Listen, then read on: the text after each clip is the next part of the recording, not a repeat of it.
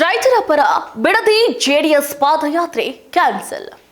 Bidadi township ಯೋಜನೆ ಸುತ್ತ ರಾಜ್ಯ ರಾಜಕೀಯ ಮತ್ತೊಮ್ಮೆ ಕಾವೇರಿದೆ. ರೈತರ ಜಮೀನು ಉಳಿಸುವ ಹೆಸರಲ್ಲಿ ಜೆಡಿಎಸ್ ಈಗ ಮತ್ತೊಂದು ಹಂತದ ಹೋರಾಟಕ್ಕೆ ಸಜ್ಜಾಗಿದೆ. ಜುಲೈ 30ರಿಂದ ಆಗಸ್ಟ್ 1ರವರೆಗೆ ನಡಿಬೇಕಾಗಿದ್ದ ಪಾದಯಾತ್ರೆ ಮಾಜಿ ಪ್ರಧಾನಿ ಎಚ್.ಡಿ. ದೇವೇಗೌಡ ಅವರ ಪತ್ನಿ ಚೆನ್ನಮ್ಮನವರ ನಿಧನದ ಹಿನ್ನೆಲೆಯಲ್ಲಿ ಮುಂದೂಡಿಕೆ ಆದರೂ ಹೋರಾಟ ಮಾತ್ರ ನಿಲ್ಲೋದಿಲ್ಲ ಅಂತ ಜೆಡಿಎಸ್ ನಾಯಕರು ಸ್ಪಷ್ಟಪಡಿಸಿದ್ದಾರೆ.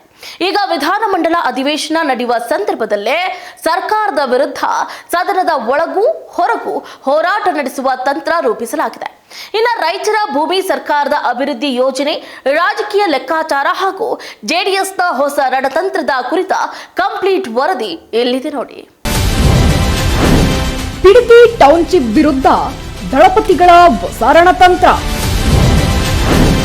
ಅಧಿವೇಶನದಲ್ಲೇ ಸರ್ಕಾರಕ್ಕೆ ಸುತ್ತುವರಿಯಲು ಪ್ಲಾನ್. ರಣರಂಗವಾಗಲಿದೆ ಸಿಎಂ ಡಿಕೆ ವಿಧಾನಮಂಡಲ ಅಧಿವೇಶನ.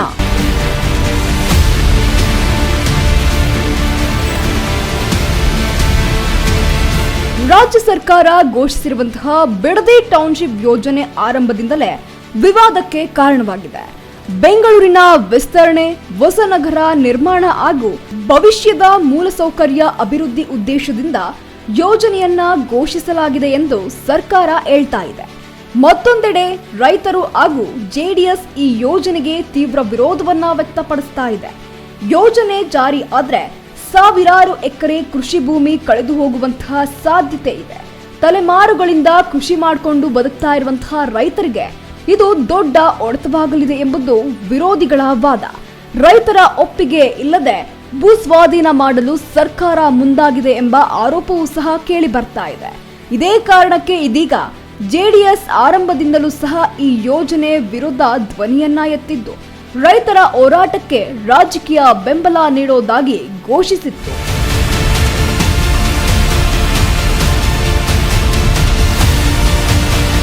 ವೀಕ್ಷಕರೇ, ಇನ್ನು ಈ ಹೋರಾಟವನ್ನ ಜನಾಂದೋಲನದ ರೂಪಕ್ಕೆ ತರುವ ಉದ್ದೇಶದಿಂದ ಜುಲೈ 30ರಿಂದ ಆಗಸ್ಟ್ 1ರವರೆಗೆ 3 ದಿನಗಳ ಪಾದಯಾತ್ರೆಯನ್ನ ನಡೆಸಲು ಜೆಡಿಎಸ್ ತೀರ್ಮಾನಿಸಿತ್ತು.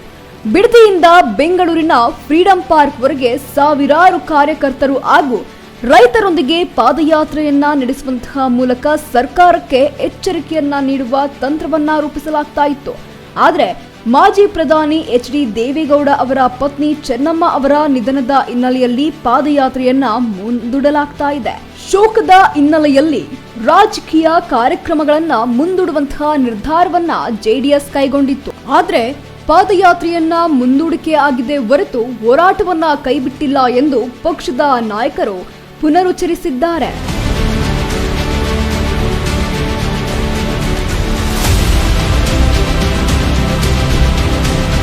ಈಗ ಜೆಡಿಎಸ್ನ ಗಮನ ಸಂಪೂರ್ಣವಾಗಿ ವಿಧಾನಮಂಡಲ ಅಧಿವೇಶನದತ್ತ ಹರಿದಿದೆ.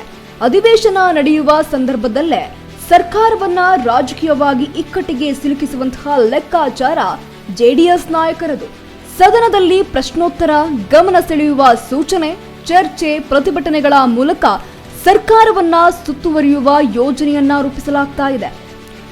ಇದೇ ವೇಳೆ ಸದನದ ಹೊರಗೆ ರೈತರನ್ನ ಒಗ್ಗೂಡಿಸಿ ಪ್ರತಿಭಟನೆ ನಡೆಸುವಂತಹ ಬಗೆಯೂ ಸಹ ಚರ್ಚೆ ನಡೀತಾ ಇದೆ.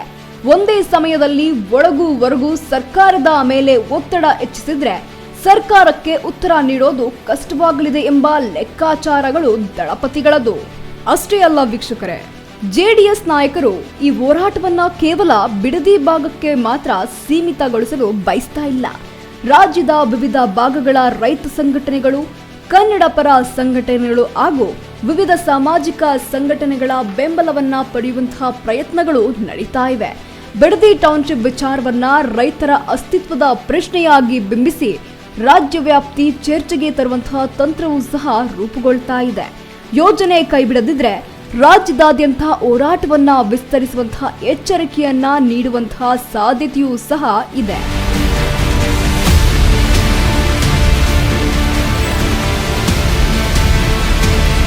ಇನ್ನು ರಾಜಕೀಯವಾಗಿ ಈ ಹೋರಾಟ ಜೆಡಿಎಸ್ಗೆ ಅತ್ಯಂತ ಮಹತ್ವವಾಗಿದೆ. ರಾಮನಗರ ಜಿಲ್ಲೆ ಜೆಡಿಎಸ್ನ ಭದ್ರಕೋಟೆ ಎಂದು ಪರಿಗಣಿಸಲಾಗ್ತಾ ಇದೆ. ಹೀಗಾಗಿ ಈ ಭಾಗದ ಜನರ ಪರ ನಿಲ್ಲುವಂತಹ ಮೂಲಕ ರಾಜಕೀಯವಾಗಿ ಬಲಿಷ್ಠ ಸಂದೇಶವನ್ನ ನೀಡುವಂತಹ ಪ್ರಯತ್ನ ನಡೀತಾ ಇದೆ. ಇನ್ನೊಂದೆಡೆ ಕಾಂಗ್ರೆಸ್ ಸರ್ಕಾರ ಅಭಿವೃದ್ಧಿಯ ಹೆಸರಿನಲ್ಲಿ ಯೋಜನೆಯನ್ನ ಸಮರ್ಥಿಸಿಕೊಳ್ಳಲು ಮುಂದಾಗಬಹುದು. ಆದರೆ ರೈತರ ವಿರೋಧ ಹೆಚ್ಚಾದ್ರೆ ಸರ್ಕಾರಕ್ಕೂ ಸಂಕಷ್ಟ ಎದುರಾಗಬಹುದು. ಬಿಜೆಪಿಯು ಈ ವಿಚಾರದಲ್ಲಿ ಸರ್ಕಾರವನ್ನ ತರಾಟೆಗೆ ತೆಗೆದುಕೊಳ್ಳುವಂತಹ ಸಾಧ್ಯತೆ ಇದೆ.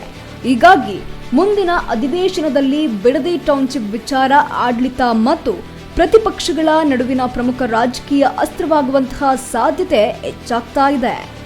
ಒಟ್ಟಾರೆ ಬಿಡದಿ ಟೌನ್ಶಿಪ್ ವಿರೋಧದ ಹೋರಾಟವನ್ನ ತಾತ್ಕಾಲಿಕವಾಗಿ ಮುಂದೂಡಿರುವಂತಹ ಜೆಡಿಎಸ್ ಈಗ ಅದನ್ನೇ ಇನ್ನಷ್ಟು ತೀವ್ರಗೊಳಿಸುವಂತಹ ಲೆಕ್ಕಾಚಾರದಲ್ಲಿದೆ. ಅಧಿವೇಶನದ ಸಮಯದಲ್ಲಿ ಸದನದ ಒಳಗೂ ಹೊರಗೂ ಸರ್ಕಾರವನ್ನ ಸುತ್ತುವರಿಯಲು ತಂತ್ರವನ್ನ ರೂಪಿಸಲಾಗ್ತಾ ಇದೆ. ರೈತರ ಹಿತಾಸಕ್ತಿ, ಭೂ ಸ್ವಾಧೀನದ ಆತಂಕ ಹಾಗೂ ಸರ್ಕಾರದ ಅಭಿವೃದ್ಧಿ ಯೋಜನೆಗಳ ನಡುವೆ ರಾಜಕೀಯ ಸಂಘರ್ಷ ಮತ್ತಷ್ಟು ತೀವ್ರಗೊಳ್ಳುವಂತಹ ಸಾಧ್ಯತೆ ಇದೆ. ನೋಡಿದ್ರಲ್ಲ, ಪಾದಯಾತ್ರೆ ಮುಂದೂಡಿಕೆಯಾದ್ರೂ ಹೋರಾಟಕ್ಕೆ ಬ್ರೇಕ್ ಬಿದ್ದಿಲ್ಲ ಅನ್ನೋದು ಜೆಡಿಎಸ್ನ ಸಂದೇಶ. ಬದಲಿಗೆ ಅಧಿವೇಶನದ ಸಮಯದಲ್ಲೇ ಸರ್ಕಾರದ ವಿರುದ್ಧ ದೊಡ್ಡ ರಾಜಕೀಯ ಸಮರಕ್ಕೆ ಸಿದ್ಧತೆ ಕೂಡ ನಡೀತಾ ಇದೆ. ಬಿಡದಿ ಟೌನ್ಶಿಪ್ ಯೋಜನೆ ಅಭಿವೃದ್ಧಿಯ ಸಂಕೇತ ಆಗುತ್ತಾ ಅಥವಾ ರೈತರ ಹೋರಾಟದ ಕೇಂದ್ರ ಬಿಂದು ಆಗುತ್ತಾ ಅನ್ನೋದು ಮುಂದಿನ ಕೆಲ ದಿನಗಳಲ್ಲಿ ಸ್ಪಷ್ಟವಾಗಲಿದೆ. ಈ ವಿಚಾರ ರಾಜ್ಯ ರಾಜಕೀಯದಲ್ಲಿ ಇನ್ನಷ್ಟು ಕಾವು ಪಡೆಯುವ ಎಲ್ಲ ಲಕ್ಷಣಗಳು ಕೂಡ ಎದ್ದು ಕಾಣ್ತಾ ಇದೆ.